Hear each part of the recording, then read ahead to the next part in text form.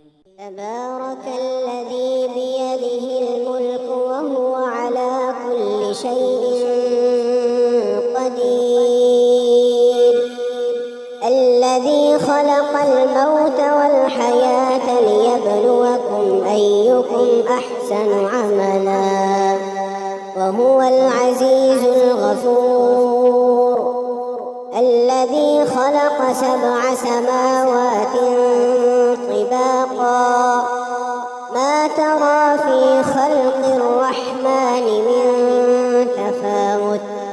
فارجع البصر هل ترى من فطور ثم ارجع البصر كرتين ينقلب إليك البصر خاسئا وهو حسير، ولقد زينا السماء الدنيا بمصابيح وجعلناها رجوما للشياطين وأعتدنا لهم عذاب السعير، وللذين كفروا بربهم عذاب جهنم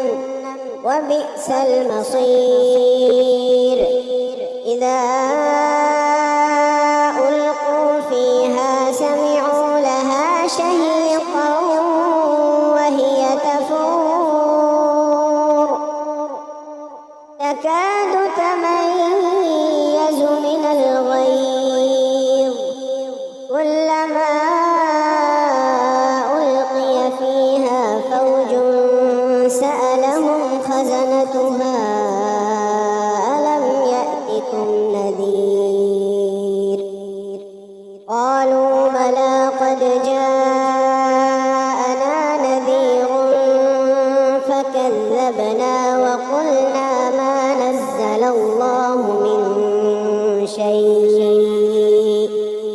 إن أنتم إلا في ضلال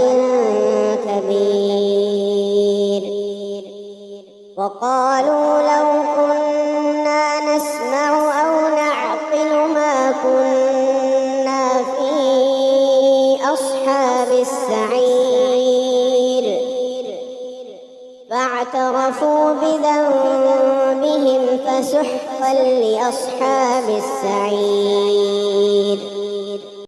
إن الذين يخشون ربهم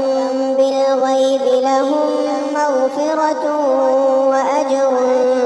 كبير، وأسروا قولكم أو اجهروا به إنه عليم بذات الصدور، ألا يعلم من خلق وهو اللطيف الخبير، هو الذي جعل لكم الأرض ذلولا فامشوا في مناكبها وكلوا من رزقه وإليه النشور، أأمنتم من في السماء أن يخسف بكم الأرض فإذا هي تمور، أم أمنتم من في السماء أن يرسل عليكم حاصبا فستعلمون كيف نذير، ولقد كذب الذين من قبلهم فكيف كان نكير، أولم يروا إلى الطير فوقهم صافات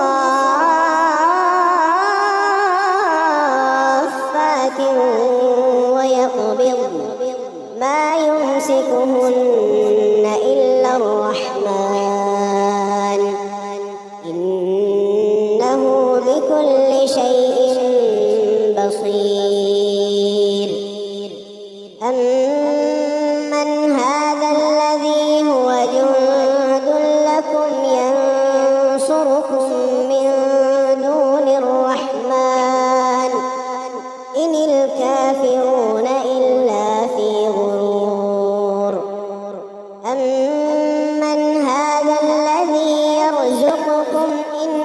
أمسك رزقه بل لجوا في عتو ونفور أفمن يمشي مكبا على وجهه أهدى أمن يمشي سويا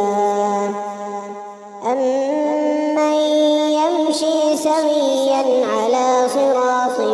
مستقيم قل هو الذي أنشأكم وجعل لكم السمع والأبصار والأفئدة قليلا ما تشكرون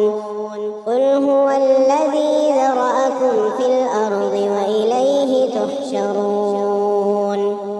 ويقولون متى هذا الوعد إن كنتم صادقين قل إنما العلم عند الله وإنما أنا نذير مبين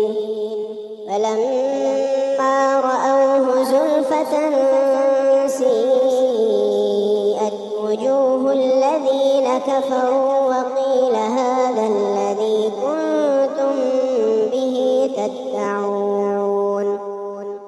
قل أرأيتم إن أهلكني الله ومن معي أو رحمنا فمن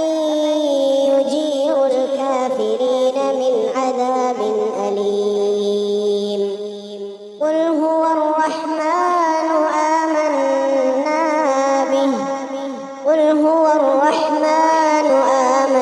آمنا به وعليه توكلنا فستعلمون من هو في ضلال مبين قل أرأيتم إن أصبح ماؤكم